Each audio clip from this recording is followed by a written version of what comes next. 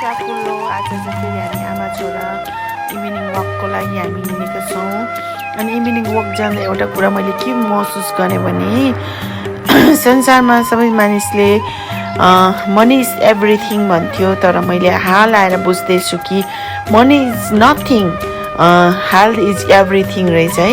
अगर हामी सुस्वास्थ्य छौँ भने हामी जे पनि गर्न सक्छौँ। अगर हामीसँग पैसा मात्र छ तर हाम्रो स्वास्थ्य नै खराब छ भने हामी केही पनि गर्न सक्दैनौँ। आज हेर्छौँ भने हरेक मान्छेलाई हेर्छौँ भने उनीहरू पनि एक दिन मर्छ है। आज नमर्ने को चाहिँ छ र? अगर उसँग प्रशस्त पैसा थियो र ऊ नमर्नु पर्ने थियो तर ऊ मरिरहेछ किन भन्ने चाहिँ सबैभन्दा मान्छेको लागि सबैभन्दा बेटर भन्ने चाहिँ हेल्थ हो है।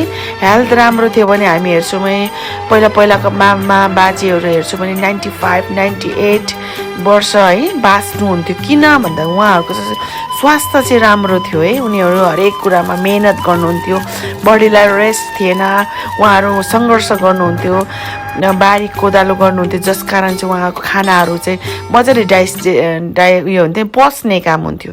तर अहिले मानिसहरू चाहिँ बढी बसेको कारण, आराम रेस्ट गरेको कारण चाहिँ रोग बिमारले दिनदिनै चेप्दै जाँदछ है।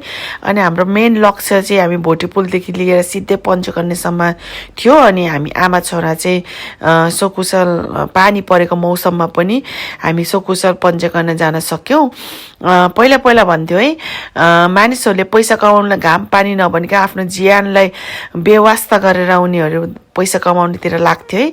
तर अहिले आएर मैले सोच्दैछु कि जसरी हामीले पैसा कमाउनुको लागि हाम्रो ज्यानको घाम पानी नभने बेवास्ता गरेर पैसा कमाउन जान्थ्यो भने त्यसरी नै हाम्रो हेल्थको लागि पनि हामीले आज पानी पर्यो, घाम लाग्यो, म जान्न, अल्छी लाग्यो, म सुत्छु भन्ने होइन, तर हर घडी हर समय हामी चाहिँ उठेर हिँड्नको निम्ति, स्वास्थ्यलाई असल बनाउनको निम्ति, हामी दीर्घायु हुनको निम्ति चाहिँ हामीले आफ्नो हेल्थलाई बढी महत्त्व दिएर हामी हिँड्न पर्दो रहेछ भन्ने कुराहरू चाहिँ यी दिनहरूमा म आफूलाई महसुस गरिरहेको छु है।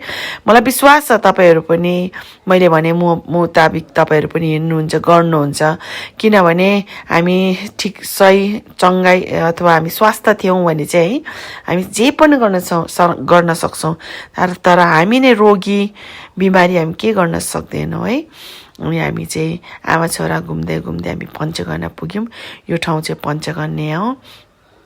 पानी परिरहेको थियो, हामीले पानीलाई व्यवस्था गरेर अगाडि बढ्यौँ। हामीले लक्ष्य ताकेको थियौँ, त्यो लक्ष्यमा हामी हासिल पुग्न सक्यौँ। यसैमा हामी गौरव गर्छौँ। यो हरेक दिन हामी यसरी हिँड्नेछौँ, डुल्नेछ। तपाईँहरू पनि हिँड्नुहोस् र आफ्नो स्वास्थ्यलाई निरोगी बनाएर लामो वर्षसम्म बाँच्नुहोस्, रोग बिमारदेखि बच्नुहोस् भनेर म तपाईँमा यही शुभकामना गर्दछु। धन्यवाद। तपाईँले मेरो भिडियो लामो समय हेरिदिनु भएको लागि मेरो हृदयदेखि धन्यवाद।